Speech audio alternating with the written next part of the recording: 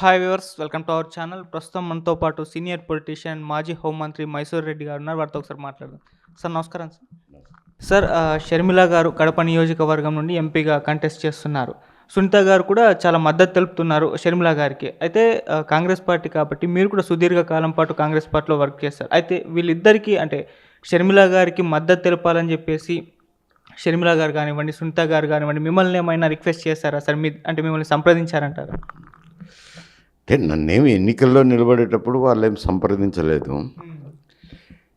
నిలబడిన తర్వాత సహకారం అందించమని ఓ స్టేట్మెంట్ ఇవ్వన్న పాజిటివ్గా మాకు బాగుంటుంది కదా అని చెప్పి సునీత గారు అడిగారు. చూస్తాండమ్మా, ఎవరన్నా వచ్చినప్పుడు ఆలోచన చేసి చెప్తాండే, ఎందుకంటే ఇప్పుడు ప్రెస్ అంతా నేను పెరగటం లేదు, అప్పుడప్పుడు యూట్యూబ్ ఛానల్ వాళ్ళు వస్తుంటారు, ఎవరన్నా వచ్చినప్పుడు చెప్తాండే అని చెప్పాను. ఎందుకంటే నేను నిన్న ఎలక్షన్లకు ముందర చాలామంది శ్రేయోభిలాషులంతా వచ్చి ఒక మారు నిలబడి సార్ బాగుంటుంది, మీరైతే కనుక ఏదో ప్రజలకు కొన్ని కార్యక్రమాలు చేస్తారు, గతంలో అయితేనేమి ఇన్సూరెన్స్ గురించి అయితేనేమి, పంట నష్ట పరిహారం గురించి అయితేనేమి, ఈ నీటి పారుదల గురించి అయితేనేమి చాలా విషయాలు నియోజకవర్గానికి ఉపయోగపడేట్టు చేశారు, మీరు వస్తే బాగుంటుంది అని ఏంటంటే ఒకటే పరిస్థితి ఉంది. ఇప్పుడు వయసు 75 సంవత్సరాలు వచ్చింది. రెండవది వచ్చి డబ్బుల రాజకీయం అయిపోయింది. 40 కోట్లు 50 కోట్లు ఖర్చు పెట్టాల్సిన అవసరం ఉంది. అంత డబ్బు పెట్టాలన్నా నాకు అంత ఆర్థిక స్తోమత లేదు. ఒకటి ఏదన్నా సప్పో తెచ్చి పెట్టినా కానీ మళ్ళీ సంపాదించుకునేది కూడా నాతో చేత కాదు. ఆయన చెడ్డ పేరు తెచ్చుకోవడం ఎందుకు, అవకతవకలకు పాల్పడి. అందుకని మీరు మీ ఇష్ట ప్రకారం ఏదో మీ అభిమానం కొద్దీ మీరు ఓట్లు వేసుకోండి అని చెప్పాను. చెప్పిన తర్వాత వీళ్ళు కూడా అడిగారు. అందుకని నేను ఈ మాట చెప్పిన తర్వాత మళ్ళీ మాట్లాడితే బాగుండదేమో అని కొంత మిత్రులతో కూడా ఆలోచన చేశాను. ఎందుకులే, ఏదో జరిగేది జరుగుతుంది కదా అని కూడా నాతో చాలామంది అన్నారు. అయినా కానీ ఏదో నోరు తెరిచి అడిగారా చెల్లెలు లాంటి వారు. అడిగిన తర్వాత నేను నాకు తోచిన సహకారం అందించాలి కాబట్టి శాసనసభకు వేసుకుంటారంటే వాళ్ళ ఇష్ట ప్రకారము వేసుకుంటారు. నేను నా శ్రేయస్ కోరు ఎవరైతేనేమి, నా మిత్రులైతేనేమి, నా శ్రేయోభిలాషులు అయితేనేమి చాలామంది ఉన్నారు. వాళ్ళందరికీ నేను అయితే ఒక విజ్ఞప్తి చేసేది ఏమిట్రా అంటే, అడిగినారు కాబట్టి మీరు షర్మిల గారికి మద్దతు తెలపండి అని చెప్పి నేను విజ్ఞప్తి చేస్తున్నాను. సార్, ఇక షర్మిల గారు ఇవాళ ఒక ప్రెస్ మీట్ పెట్టారు సార్. ఆ ప్రెస్ మీట్లో అంటే ఆమె ఏం చెప్తున్నారంటే ఒక ఆరోపణ చేశారు. అవినాష్ రెడ్డి గారు పాస్పోర్ట్లు రెడీ చేసుకున్నారు పక్క దేశం పారిపోవడానికి, ఎలక్షన్స్ అయిపోయిన తర్వాత ఆయన దొరకరు, ఎందుకంటే ఓడిపోతామన్న భయం ఉంది, మళ్ళీ జైల్లో పెట్టిస్తారన్న భయం కూడా ఉంది, అందుకే ముందు జాగ్రత్త పడుతున్నారు, ఆయన విదేశాలకు పారిపోతాడు ఎలక్షన్స్ కాగానే అని అంటున్నారు. మరి ఆ పాసిబిలిటీ కనిపిస్తుంది అంటారు? అంటే ఇప్పుడు ఆయన ఒక వివేకానంద రెడ్డి హత్య కేసులో అయితే ఎఫ్ఐఆర్ ప్రకారం నేను చెప్తున్నాను, నిందితులుగా ఉన్నారు. ఆయన బెయిల్ మీద ఉన్నారు. ఇప్పుడు బెయిల్ మీద ఉన్నారు కాబట్టి మళ్ళా అరెస్ట్ చేసే అవకాశం ఉండకపోవచ్చు. అంటే నాకు తెలిసిన చట్టం ప్రకారము పారిపోవాల్సినంత ఆల్రెడీ అరెస్ట్ అయినారు, బెయిల్ అప్లై చేసుకున్నారు, బెయిల్ మీద తిరుగుతున్నాడు. ఇప్పుడు కంటెస్ట్ చేస్తున్నాడు. ఆ కంటెస్ట్ చేయాలన్నప్పుడు ఒక కేసులో నిందితుడైనప్పుడు ఆయనకు టికెట్ కేటాయించాలన్నా వద్దా అనే విషయం వైఎస్ఆర్సీపీ నాయకులు ఆలోచన చేసుకోవాలా. సరే, మరి వాళ్ళకున్న సమస్యలు ఏమిటో ఆయన పార్లమెంట్ అభ్యర్థిగా వైఎస్ఆర్సీపీ తరఫున ప్రకటించినారు. ఆయన కూడా కంటెస్ట్ చేస్తున్నారు. ఒకవేళ ఓడిపోవచ్చు, గెలవచ్చులేండి, ఎన్నికల్లో జరిగేటి ఎవరూ చెప్పలేము. పారిపోవాల్సినంత అవసరం ఇప్పుడు ఏం లేదు. అరెస్ట్ అయినాడు, బెయిల్ మీద రిలీజ్ అయినాడు కాబట్టి మళ్ళీ పారిపోవాల్సినంత అవసరం లేదు అంటారు. సార్, షర్మిల గారి పరిస్థితి కడపలో ఏ విధంగా ఉంది సార్? మరి అవినాష్ రెడ్డి గారి పైన గెలిచే అవకాశాలు ఏమన్నా కనిపిస్తున్నాయంటారు? మీ ఒపీనియన్? అంటే నేనైతే ఇప్పుడే చెప్పాను కదా మద్దతుని. అక్కడ పరిస్థితి ఎందుకంటే ఆమె మీద అభిమానం అయితే జనంలో ఉంది. వేస్తారు. కాకపోతే నియోజకవర్గాల్లో నాయకులు కూడా సపోర్ట్ చేయాల్సింది ఉంటుంది. పార్లమెంట్ మెంబర్ అన్నాక ఒక పార్లమెంట్ మెంబర్ మొత్తం పార్లమెంట్ సెగ్మెంట్ అంతా గ్రామాలు అన్ని గ్రామాలు ఎవరు కూడా సందర్శించలేరు. ఓటర్లు అందరినీ కూడా కలుసుకునే అవకాశం ఉండదు.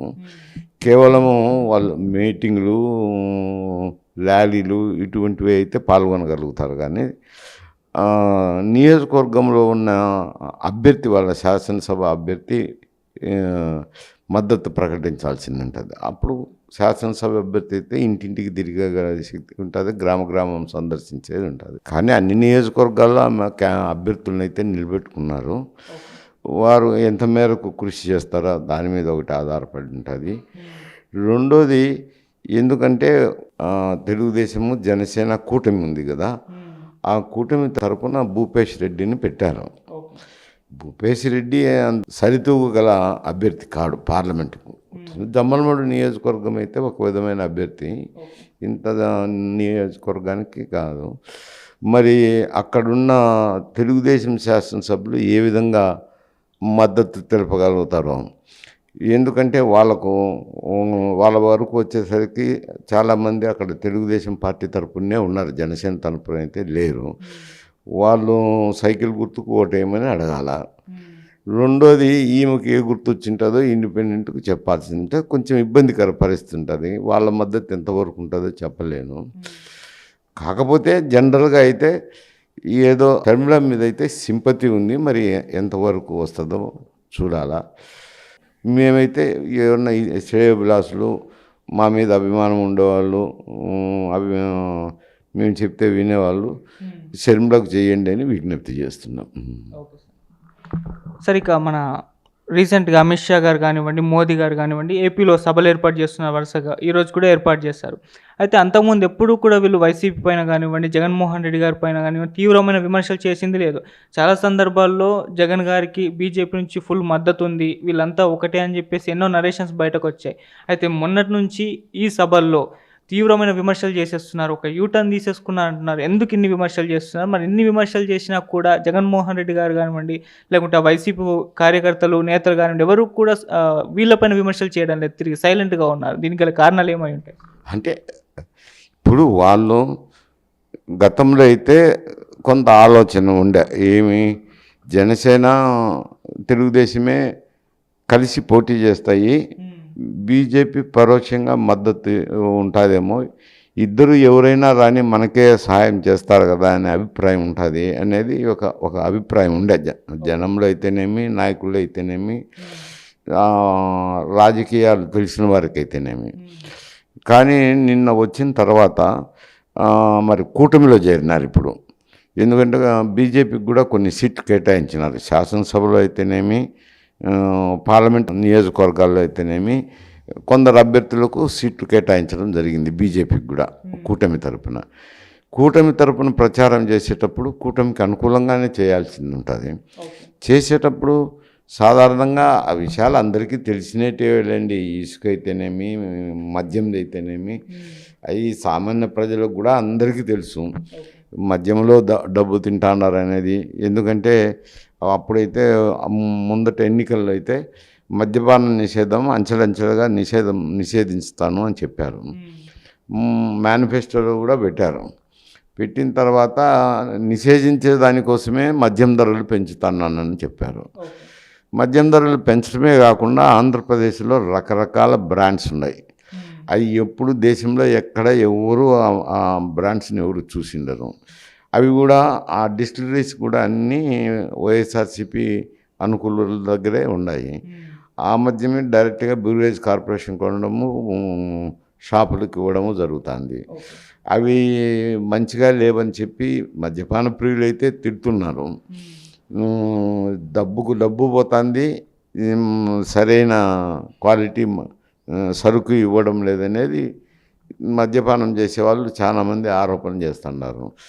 చేసినప్పుడు అది కొంచెము అతనికి ఇబ్బందికర సమస్య. అటువంటిది అయితేనేమి, ఇసుక విషయంలో అయితేనేమి అది అందరికీ తెలిసిందే. ఇసుక ఏదో గ్రామాల్లో ఇండ్లు కట్టుకోవడానికి ఉచితంగా తోలుకుంటున్నారు. వాళ్ళ పక్కన నది ఉంటుంది, అక్కడి నుంచి ఇసుక తోలుకునే దానికి ఇప్పుడు ఏమవుతుందంటే ట్రాక్టర్కు 4,000 5,000 రూపాయలు పెట్టాల్సింది వస్తుంది. అది ప్రతి ఒక్కరికి ఇబ్బందికర సమస్య అయింది. ఇటువంటివన్నీ కొన్ని సమస్యలు అయితే ఉన్నాయి. అవి వైఎస్ఆర్సీపీ గుర్తించుకొని అవి రెమెడీ ఉండాల్సింది చేసుకోలేదు. అటే ఎలక్షన్లో పోతున్నారు. రెవెన్యూ చూసుకొని ఇంకొక దాన్ని చూసుకొని ఏ రకంగానో పోతున్నారు. పోయినప్పుడు అవి అయితే విమర్శలు అయితే ఉన్నాయి. తెలుగుదేశం విమర్శిస్తున్నారు, ప్రజల్లో కూడా కొంత విమర్శ ఉంది. అవే వాళ్ళకు కూడా ఇంటెలిజెన్స్ నుంచి అదే ఇన్ఫర్మేషన్ పోయి ఉంటుంది మోడీ గారికి కూడా. ఎందుకంటే ఐబీ వాళ్ళు ఉంటారు కాబట్టి ఇక్కడ ఏం జరుగుతున్నాయి, ఏం సమస్యలు, ఏం రాజకీయం అనేది అవన్నీ ఫీడ్బ్యాక్ ఉంటుంది కదా. ఆ ఫీడ్బ్యాక్ నుంచి ఆయన స్పీచ్ తయారవుతుంది కాబట్టి ఆ ప్రకారమే ఆయన స్పీచ్ ఇచ్చింటారు. ఇవన్నీ తెలిసిన సత్యాలు ఏం కొత్తవేం కాదు, అందరికీ తెలిసినట్టే. ఆయన మళ్ళీ ఆ ఫీడ్బ్యాక్తోనే ఆయన స్పీచ్ కూడా అదే కోవలో సాగింది. కానీ అంటే మామూలుగా సార్ టీడీపీ వాళ్ళు కానివ్వండి, జనసేన వాళ్ళు కానివ్వండి, కొన్ని చిన్న విమర్శలు జగన్మోహన్ రెడ్డి గారి పైన చేసినా వాళ్ళ కార్యకర్తలంతా కూడా ప్రెస్ మీట్లు పెట్టి వీళ్ళని తీవ్రంగా విమర్శిస్తారు. అలాంటిది మరి బీజేపీ నాయకులు మోదీ గారు, అమిత్ షా గారు ఇన్ని విమర్శలు చేసినా వాళ్ళు ఎందుకు సైలెంట్గా ఉన్నారు? అంటే వాళ్ళు ఒక స్టాండ్ తీసుకొనొచ్చు. ఎందుకు విమర్శలు చేస్తే, ఎందుకంటే సమస్య అవుతుంది కదా. విమర్శ చేస్తేనే తప్పు చేయని వ్యక్తి అయితే ఏ విమర్శ అయినా చేస్తారు. శాసనసభలో అయినా కానీ, పార్లమెంట్లో కానీ, ప్రతిపక్షాల్లో ఉండే నాయకులు పెద్ద పెద్ద కేసులు చేశారు. నేను కూడా చేశాను కదా, ఎన్నో కేసులు చేశాను. దాంతో ప్రభుత్వం ఎంతో ఇరుకాటమైన పరిస్థితిలో ఉన్నారు. ఇక్కడ శాసనసభలో అయినా ఉన్నప్పుడైనా, అటు పార్లమెంట్లో ఉన్నప్పుడు కూడా నేను లేవనెత్తిన అంశాలు ప్రభుత్వాన్ని ఇరుకాట పరిస్థితి క్రియేట్ చేసినారు. నాకు ఏమి లేదు కాబట్టి ధైర్యంగా ఎవరైనా మెటీరియల్ అయితే నాకు లభ్యమైతే ఇది ఉంది ఇటుంది పరిస్థితి అని అంటే తప్పకుండా రైజ్ చేస్తాను. భయము అనేది నాకు ఉండదు. ఎందుకంటే నేను వ్యాపారాలు లేవు, నాకు ఎటువంటి కార్యక్రమాలు లేవు కాబట్టి నా దగ్గరికి వచ్చిన సమాచారాన్ని ధైర్యంగా నేను వ్యక్తీకరించేవాడిని. అట్లా గతంలో కూడా విమర్శ చేసేవాళ్ళు. ఇప్పుడు విమర్శ చేసినా ప్రతి విమర్శ చేయాలంటే కొంత సమస్యలు లేకపోతే చేయగలుగుతారు. సమస్యలు ఉన్నప్పుడు ఎందుకు అని వదిలేస్తారు. ఎందుకంటే ఒక స్టాండ్ కూడా తీసుకోవచ్చు ఒక్కొక్క రాజకీయ పార్టీ. ఒకరు విమర్శ చేసినప్పుడు దానికి ప్రతి విమర్శ చేసి దానికి ప్రచారం చేయడం ఎందుకు, ఊరుకున్నారనుకోండి అంతతో ప్రచారం ముగిసిపోతుంది కదా అనే స్టాండ్ కూడా ఉండొచ్చు వాళ్ళ అభిప్రాయం.